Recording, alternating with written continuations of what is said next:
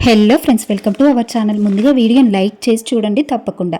ఇక ఈరోజు live updates చూసుకుంటే ఒక సంఘటన జరిగింది. అది ఏంటి అంటే, ఒక దగ్గర తనుజ, రీతు, ఇమాన్యుయల్, కళ్యాణ్ కూర్చొని ఉంటారు. వీళ్ళ నలుగురు డిస్కషన్ చేస్తూ ఉంటారు.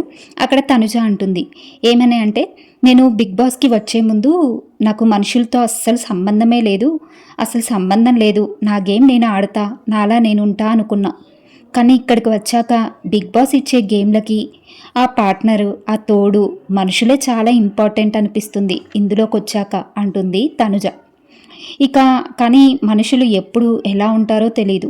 ఒక్కసారి ఒకలా, ఇంకోసారి ఇంకోలా ఉంటారు. అసలు వాళ్ళని అర్థం చేసుకోవాలో, వాళ్ళ గేమ్ని అర్థం చేసుకోవాలో అస్సలు అర్థం కావట్లేదు అంటుంది తనుజ అక్కడ. ఇక రీతు అంటుంది, సేమ్ నాకు కూడా అలాగే అనిపిస్తుంది తనుజ.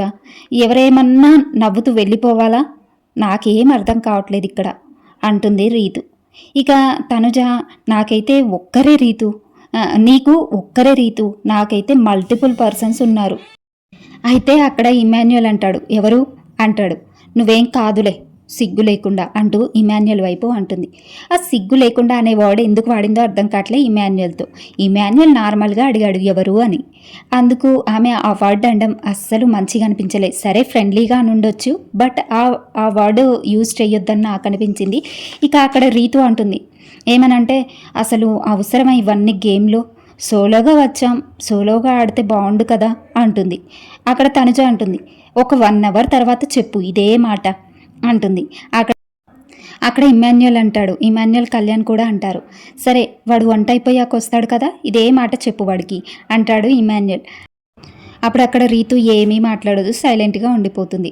ఇక బిగ్ బాస్లో అసలు ఎవరితో ఫ్రెండ్షిప్ చేయొద్దు, ఏం చెయ్యొద్దు అనుకున్న వాళ్ళే ఎక్కువ ఫ్రెండ్షిప్స్ చేస్తున్నారు హౌస్లో.